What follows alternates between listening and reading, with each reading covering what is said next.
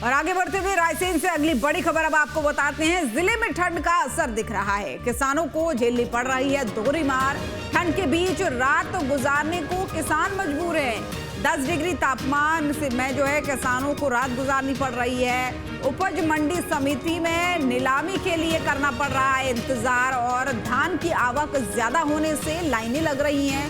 ओस से गीले हुए कपड़े, अलाव की व्यवस्था भी यहाँ पर नहीं हो पा रही है। तो देखिए किसानों को इस ठंड की दोहरी मार झेलनी पड़ रही है।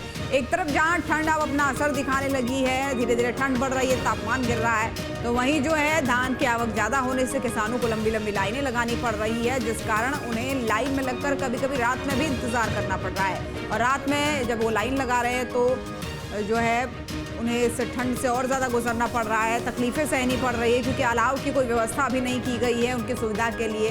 तो ऐसे में कहा यह जा रहा है कि जिले के अंदर किसानों को अब इस ठंड की दोहरी मार झेलनी पड़ रही है। जहाँ एक तरफ मंडियों में अपनी धान को देने के लिए वो लोग लाइनों में लगे हैं, तो ठंड जैसे जैसे बढ़ रही है वैसे वैसे उनकी मुश्किलें भी बढ़ रही हैं। कहा यह भी जा रहा है कि अलाव की कोई व्यवस्था अभी उनके लिए नहीं की गई है। इस समय तापमान 10 डिग्री से भी नीचे चल रहा है। ऐसे में रायसेन में धान बेचने के लिए आए किसान यहाँ दशहरा मैदान में इस तीखी ठंड में, यहाँ ऊपर से ओस गिर रही है, यहाँ अपनी फसल को बेचने के लिए बैठे हुए हैं। कुछ किसान हमारे साथ बैठे हुए हैं, हम उन्हीं से बात करते हैं कि इतनी भीषण ठंड में अपने नंबर बिक्री के लिए, नंबर आने के लिए किसान कितने जद्दोजहद कर रहे हैं।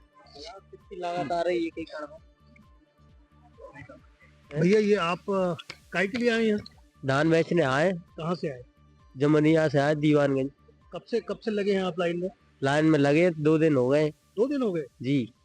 और रेट वगैरह आपको रेट मेट कुछ नहीं लग रहा है, उसमें 2200 मांगते हैं सवेरे।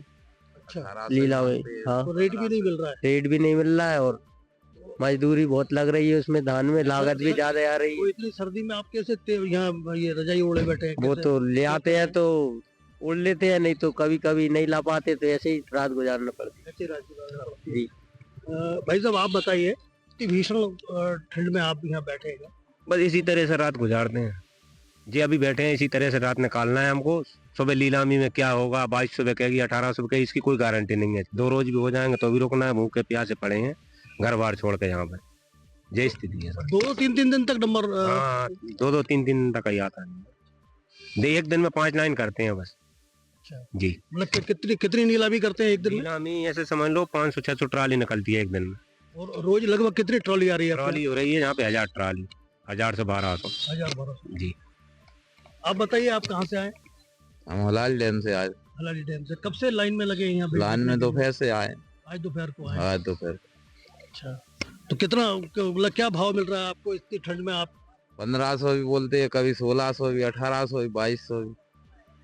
तो इतनी ठंड में आप लगे हैं और उसके बाद भी भाव भी नहीं मिल रहा, लागत निकल रही है आपकी? नहीं, अरे वो तो ठीक है, आपका कहना, दूसरी फसल तो बोना पड़ेगी। ये मजबूरी जो है ना, दूसरी फसल भी खड़ी करना पड़ेगी। उसमें लागत भी कुछ ना निकल रही है। वो तो जो है कि लगे हैं किसान भाई, लागत मागत कुछ नहीं निकल रही है। इधर होंगे इधर चलाया जाएगा। तो आप देख रहे थे कि किस तरह से रायसेन और रायसेन के आसपास के किसान यहाँ अपनी धान की बिक्री के लिए यहाँ दशहरा मैदान में तेज ठंड में बैठे हुए हैं। और अब सुबह जाकर इनकी ट्रॉलियाँ नीलाम पे आएंगी और इसके बाद इनकी फसल की नीलामी होगी। किसानों का ये भी दुख है कि जो उनकी लागत लगी है वो लागत भी नहीं निकल पा रही है, जो भाव हैं धान के वो धान भी नहीं मिल पा रहे हैं।